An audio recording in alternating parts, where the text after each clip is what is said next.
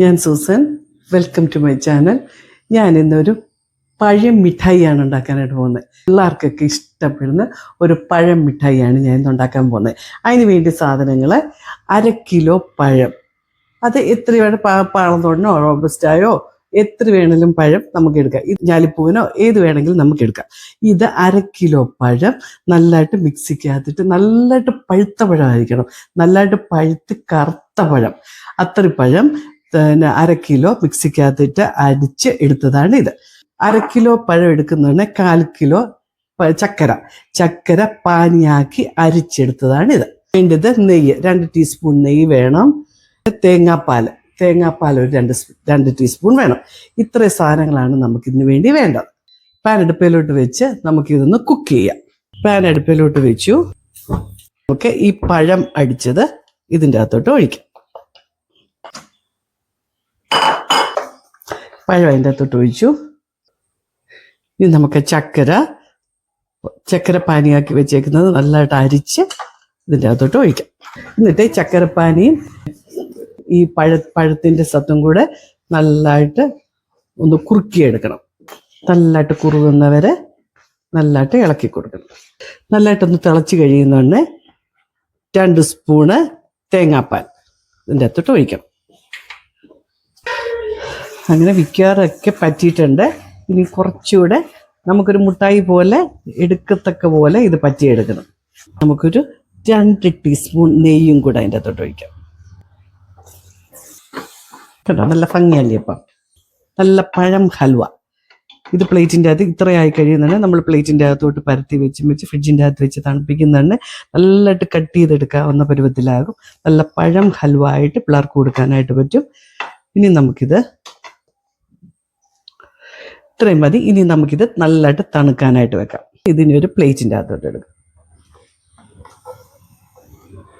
ഇത് നല്ല പരുവത്തിലായി, അങ്ങോട്ടും ഇങ്ങോട്ടും എടുത്താൽ മാറാത്ത പരുവത്തിൽ ഇങ്ങനായി. ഇനി നല്ലതായിട്ട് തണുത്ത് കഴിയുമ്പോൾ നമുക്ക് മുട്ടായി ആയിട്ട് ഉണ്ടാക്കാം. നല്ലതായിട്ട് തണുക്കാനായിട്ട് വെക്കാൻ പോവാണ്.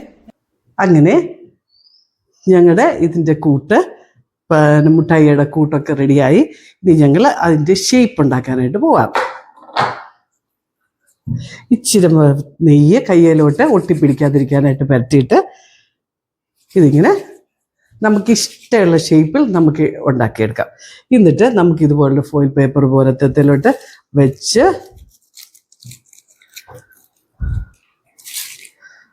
കണ്ടോ, നമുക്ക് ഫ്രിഡ്ജിൽ വെച്ച് ഒന്ന് തണുപ്പിച്ച് കഴിക്കുവാണെങ്കിൽ ഒന്നുകൂടെ നല്ലതാണ്. അങ്ങനെ നമുക്കിങ്ങനെ കുറച്ച് ഉണ്ടാക്കി വെക്കാം.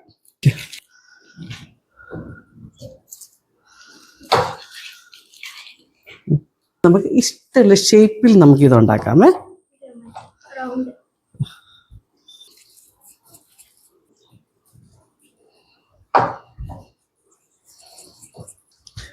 ഇങ്ങനെ ഞങ്ങൾ ഇത്രയും ഈ ഒരു വട്ടത്തിലാക്കിയെടുത്തു കേട്ടോ. ഇങ്ങനെ വട്ടത്തിലാക്കിയെടുത്തു. ഇനി ഞങ്ങൾ ഇത്രയും ഒന്ന് ഫോയിൽ പേപ്പറിൻ്റെ അകത്ത്, ഈ ഫോയിൽ പേപ്പർ പോലത്തെ അകത്ത് നമുക്ക് എങ്ങനത്തെ പേപ്പർ വേണേലും എടുക്കാം. ഇങ്ങനത്തെ ഫോയിൽ പേപ്പറാണ് ഞാനിപ്പോൾ എടുത്തത്. ഇങ്ങനത്തെ അകത്ത് ഒന്ന് പൊതിഞ്ഞെടുക്കാം.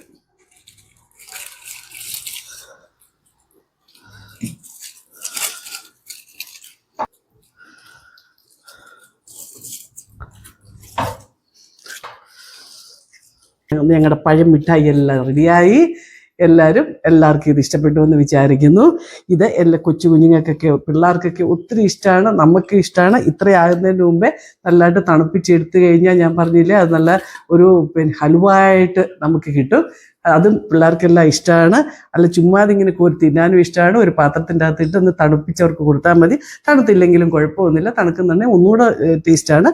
അല്ലെങ്കിൽ ഇതുപോലെ ഏതെങ്കിലും ഫോയിൽ പേപ്പറിൻ്റെ അകത്ത് ഒരു സിൽവർ പേപ്പറിൻ്റെ അകത്തോ ഇങ്ങനെ എന്തെങ്കിലും ഒരു പേപ്പറിൻ്റെ അകത്തോ എന്തെങ്കിലും ഒന്ന് ഇതുപോലെ പല ഷേപ്പിലാക്കി ഒന്ന് വെക്കുകയാണെന്നുണ്ടെങ്കിൽ ഫ്രിഡ്ജിൻ്റെ അകത്തൊന്നും വെക്കേണ്ട, അല്ലാതെ തന്നെ ഇതിങ്ങനെ ഇരുന്നോട് ഫ്രിഡ്ജിൻ്റെ അകത്ത് വെച്ച് ഒന്നുകൂടെ തണുക്കുവാണെങ്കിൽ ഒന്നുകൂടെ ഭംഗിയുണ്ട്. അങ്ങനെ പിള്ളേർക്ക് കൊടുക്കുകയാണെങ്കിലും അവർക്ക് ഒത്തിരി ഇഷ്ടപ്പെടും. അങ്ങനെ ഞങ്ങളുടെ വീഡിയോ ഇഷ്ടപ്പെടുന്നു വിചാരിക്കുന്നു. എല്ലാവരും ലൈക്കും ഷെയറും സബ്സ്ക്രൈബും ഇപ്പോൾ തന്നെ ചെയ്യണം. Bye bye.